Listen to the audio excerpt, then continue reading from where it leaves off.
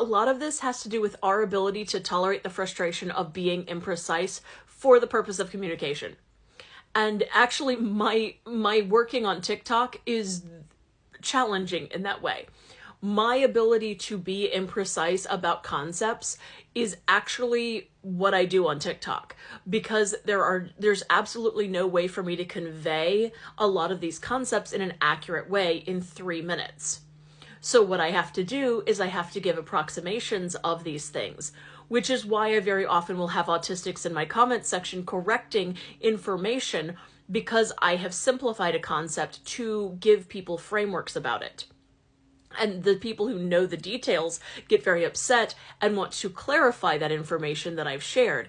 But I've had to learn how to do that. I've had to learn how to simplify and approximate in a way that communicates well to allistic people. And that is something that some of us can learn. We can learn to do that. We can learn to tolerate the frustration of approximation. We can learn to tolerate the frustration of having to communicate very nuanced, detailed information, like being an engineer, right? Where you know all of the details, all of the intricacies, and you're having to communicate to a user who fundamentally has a completely different view and probably will never have an idea of how this machine actually runs.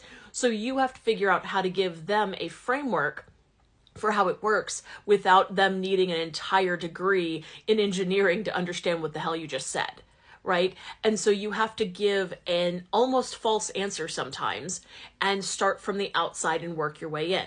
So if I was a supervisor and getting someone to do a PowerPoint deck for me, I would say, okay, I need you to do a deck for me. I need you to include this kind of vague categories of information, and I need it to look kind of like the example I threw in your attached, image in the email. Okay, they start there.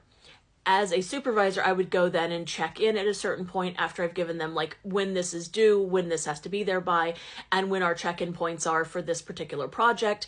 I would go in and check in with them and see if they had any questions where I could provide small bits of information to give them more fleshing out of that scaffolding that they started with.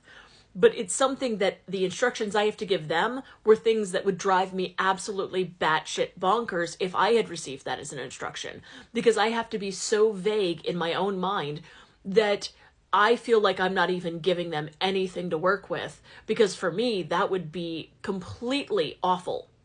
It would be completely useless in terms of instructions for me. But for them, I just have to tolerate being that vague and feeling like I am giving no direction whatsoever, and then check back in and see if they need more instruction or not. And so that's how it has to work with them. And so it's a lot of work. It's a lot of challenging frustration on my part, because I am having to omit pretty much 99.8% of the details so that I can communicate to them.